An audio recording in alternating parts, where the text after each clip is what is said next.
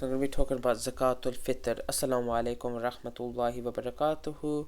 So Zakatul Fitr is called this because it becomes obligatory upon Muslims when they break their fast, and it's the end of Ramadan. It is mandatory upon each and every Muslim, young or old, slave, woman, saint, and this was mandated by the Prophet sallallahu alaihi wasallam himself.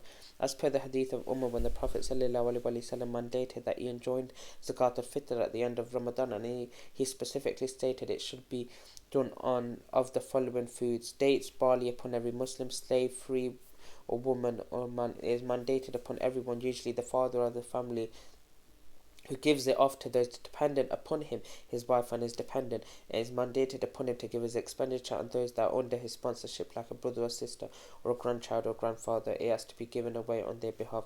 It is mandated upon those who find the food of the day, but if someone does not have enough food except of today, it's not mandatory. If what suffices you today in the night time of Eid, then you have to give it. The conditions of such category. So Zakatul Fitr is a must that the individual is a Muslim. If you have a Christian wife, then you don't give zakat on her behalf. If you have surplus to your needs on the day of Eid and the night of Eid for you and your dependents, we are talking about someone who is broke, stone broke, who cannot give Zakatul Fitr. Someone who is better than stone broke, it is a must to give zakat. The wisdom of Zakatul Fitr is mentioned in the hadith of Abdullah ibn Abbas of the Prophet sallallahu alaihi wasallam. He said that the Prophet enjoined zakat to purify the fasting person from idle talk and indecent talk, and to feed the poor and the needy. Whoever gives it before Salatul Eid is accepted zakat. Whoever gives it after the prayer is ordinary charity, and he did not fulfill the requirement. The wisdom of it is that the poor would not beg on the day of Eid, and the night before Eid the Muslims give zakat. It is the purification impact for the person who fasted 29 or 30 days for any idle talk that took place.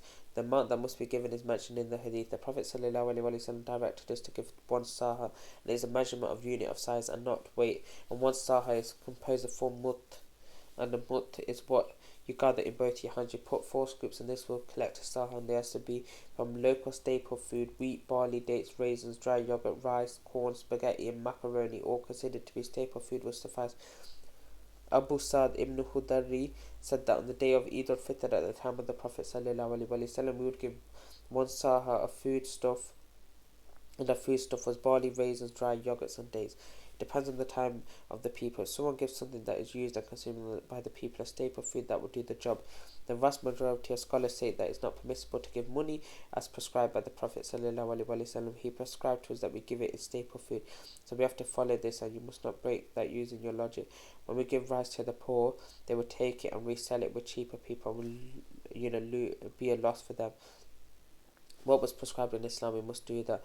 If you want to be more charitable, you want to give cash, that is fine. Give them the sahas food and give them some cash, there's no problem. The reason for not cash not to be accepted in replacement staple food in the Prophet is the Prophet sallallahu alaihi wasallam. Whoever introduces in this matter of ours something that is not part of it will have it rejected. The Prophet sallallahu alaihi wasallam directed us to give food to the companions in the life of the Prophet sallallahu alaihi wasallam, and afterwards will give food as zakat. Though they had gold, silver and cash, and people needed cash, they did not substitute for money, rather they followed the Prophet sallallahu alaihi wasallam. Thirdly, there's a significant relationship between giving it in form of food and fasting, which is an act of worship we did for 29 or 30 days, as we were ordered not to eat, not to drink, but on the day of Eid we were allowed to eat. So it was relatable to understand, as long as today is a day of feasting or drinking, we should give zakat of what we refrained from. We give it Zakatul Fitr. Scholars say is obligatory from the sunset of the last day of Ramadan.